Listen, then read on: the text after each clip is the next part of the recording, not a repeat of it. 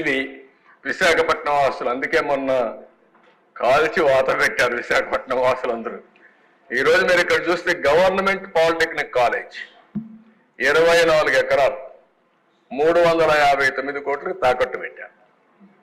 Dairy 30 ఎకరాలు 309 కోట్లు తాకట్టు పెట్టారు. గవర్నమెంట్ ఐటీఐ కాలేజ్ 17 ఎకరాలు 270 కోట్లు తాకట్టు పెట్టాడు. కడాన పోలీస్ క్వార్టర్స్ 9 ఎకరాలు 215 కోట్లు తాకట్టు పెట్టాడు. Training production centre of disabled welfare పాపం వాళ్ళు కూడా వేశాడు. 19 ఎకరాలు 157 కోట్లు పెట్టాడు. ఈ బంగ్లా 10 ఎకరాలు 203 కోట్లు. R&B క్వార్టర్స్ 3 ఎకరాలు 99 కోట్లు.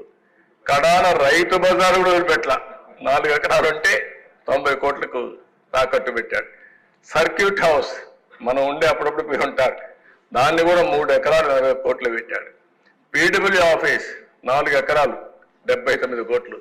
కడాన సెరికల్చర్ 6 ఎకరాలు 47 కోట్లు. తహసీల్దార్ ఆఫీస్ సీతంధార 1 ఎకరా 34 కోట్లు.